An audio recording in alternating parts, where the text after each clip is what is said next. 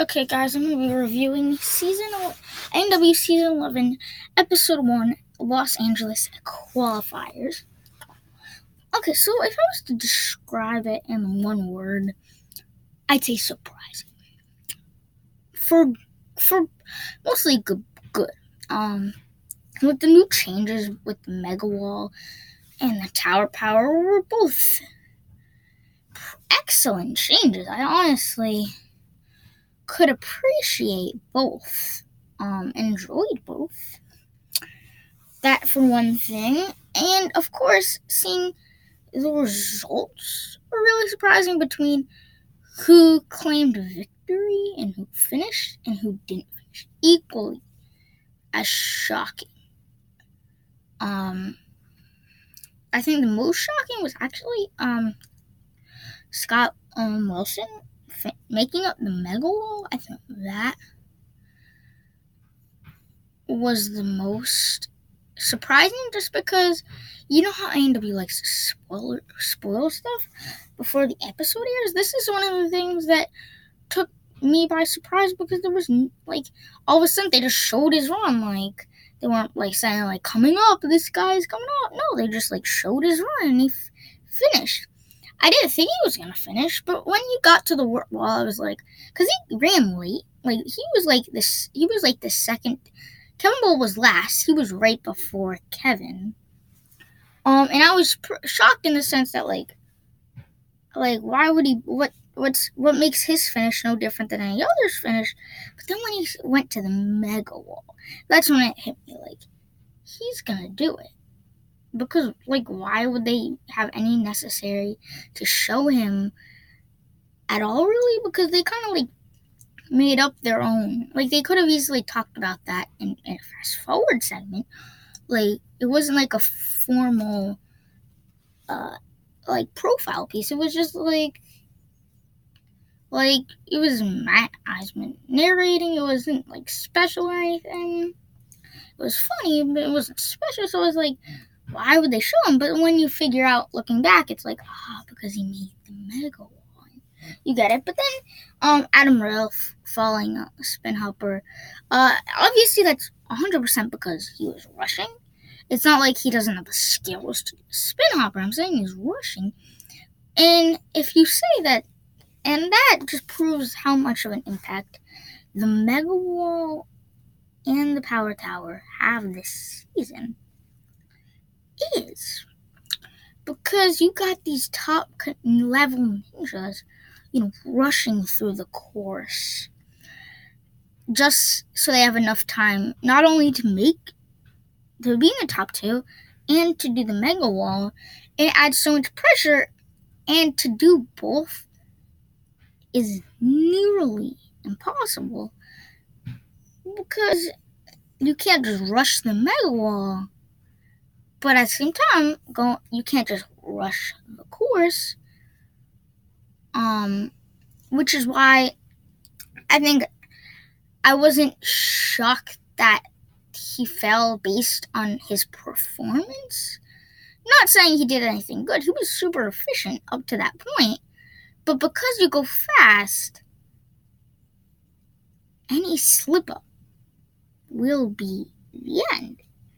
Obviously, he got there in 40 seconds, but obviously you could tell that when he fell, it was shocking, because we were oh, he's on pace for the fastest time. But when you see him falling, it's you are it's initial, it's a shock. But when you think about, oh yeah, it makes sense.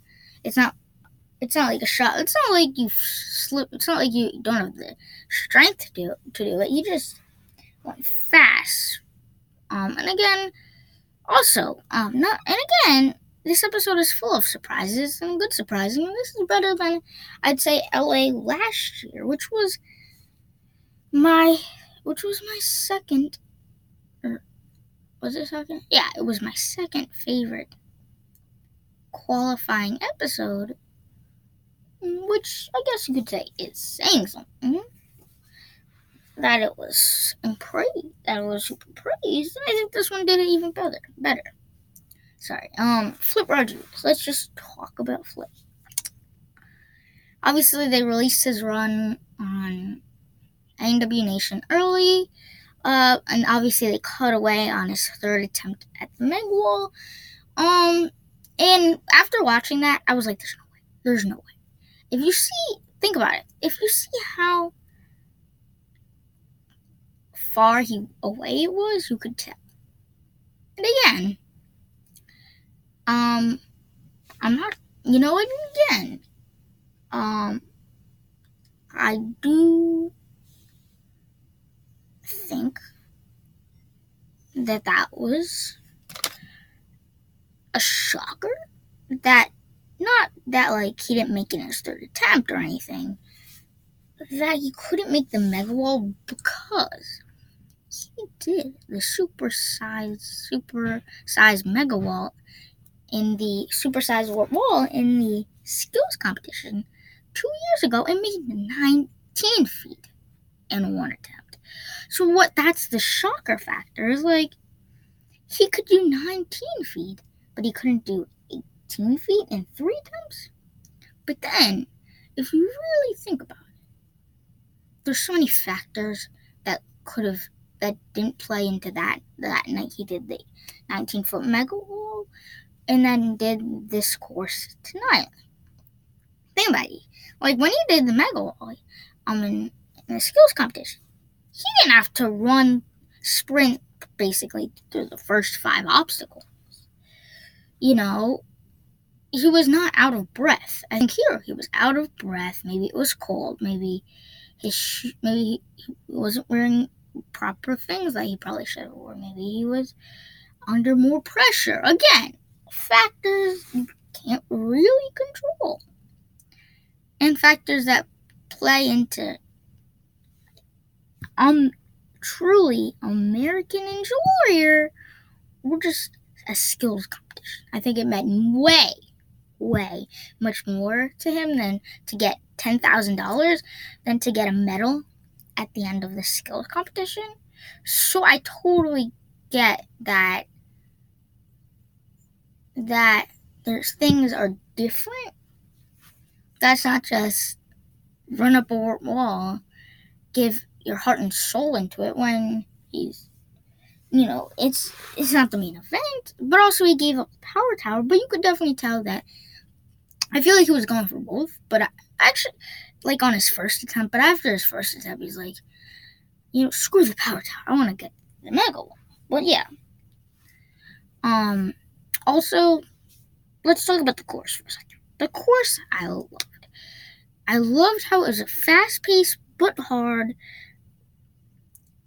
course. It was deadly when it needed to be. It was ninja-friendly when it needed to be. And believe me, it was fast-paced. You could walk the plank in like 10 seconds or so.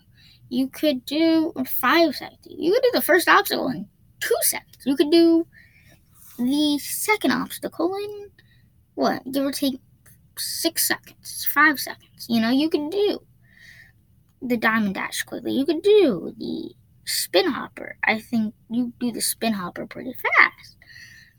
So notice that these obstacles have take a lot faster pace. And also the ninjas have the motivation to go faster than they would normally. Because again, people have said, like, put a time limit on the qualifying finals. But there doesn't need to be a time limit for the ninjas to want to go fast. Basically tempting that if you, it's like running a race. Like they're not going to want to run the race if there's no reward. But if you say, run a race, and 2 fastest people, get cookies or get chocolate, they have the motivation to want to go for it. Same thing with stage 3. It should be, you should take your time, but this year they didn't. Last year they didn't. And the same applies. In American Enjoyer is like, the reason to go fast doesn't always have to be if you don't go fast, you're done. But more or less, there's a reward to it. There's a advantage to go on, and I think that's something I will learn to appreciate. Is where I think I love that American Ninja Warrior is updating itself. It's reamping itself, and in ways that are good, where it doesn't change it drastically, like all of a sudden, great, it's no longer American Ninja Warrior. It's changing. It's changing, but it's not just demolishing its old ways. It's creating new ones on top of it, so you get everything you loved about past seasons and more that fits into the same category and works. And as far as the challenges in the Power Tower are awesome, is because what I love about the Power Tower is it tests all these skills you need for American Ninja Warrior. So if you want to talk about the obstacle that will prove how much of an all-around ninja you are, is this one. Because think about it, go jumping up the 5 foot or stairs requires parkour skills.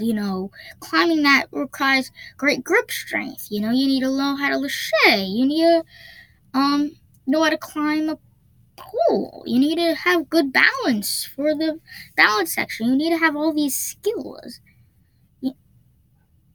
which show up. So it's not like you didn't earn it any better than you did if you did the city finals. And I think you can't say that's cheap. Now you you can't go up to Hanadra and be like, that's cheap. You didn't deserve to be in the Vegas. But when you take a step back, why doesn't he? Like if you look at the rule, he doesn't do the city finals. But that's not the thing. If this season of American Ninja Warrior is not about necessarily finishing on the course, finishing both courses, then why would you? It's not. It's like, let's make a survival comparison. Like they only got like Chris only got to the end because of Edge of Extinction. You could say that's cheap. No, he used a change, a version, a change in the game, change in the course, let's say, per se, and learned how to adapt to it. That's something that deserves it, because that's what it's all about. It's not. This season is clearly not about just finishing the city, of earning your way through getting the top 15 or top 30, but more or less, again, going to the whole idea is like you get all that, top 13, top 15, all of that from past seasons, city finals qualifying, earn your way through getting the top 15, top 30, blah, blah, blah. And again, that whole idea of you're adding more comes from the fact that you're getting all this extra stuff like the Mega Wall, and like the Mega Wall doesn't affect anything. The Power Tower, it affects it 100%, the Power Tower, because you're sending a ninja to Vegas. Basically, that obstacle guarantees one competitor Vegas. But again, it doesn't affect it. It only affects two ninjas between two different nights. Other than that, it doesn't change anything for the other ninjas except their mentality to get it. Once you're the Power Tower itself doesn't really affect it that much, but the mentality the ninjas have to get to the Power Tower and the skills needed to get to the Power Tower shifts, and shift in the ninja shifts the idea of how you're going to run the course, which the course and the competitors, that's the game. or that's the show, that's the contest, that's the sport. Not sport, but that's the show. And you either accept it as it is, or then I don't know. Because I think most people like it. I liked it. Because like everything you have more to look forward to. Because I think it adds a little bit of unpredictability, the Mega Wall and the Power Tower. And of course, and the Mega Wall too, because the new rules basically means if you're going for it, it adds extra. Yeah, in a few minutes. Extra oomph, extra motivation to get it. Other than because like last year I didn't have any motivation to like want them to get it for the most part. But now you have that motivation. It's like it's just as deadly as any other obstacle, and if not, harder than any of the obstacles before. So I can appreciate that. Stay tuned for more videos coming right up.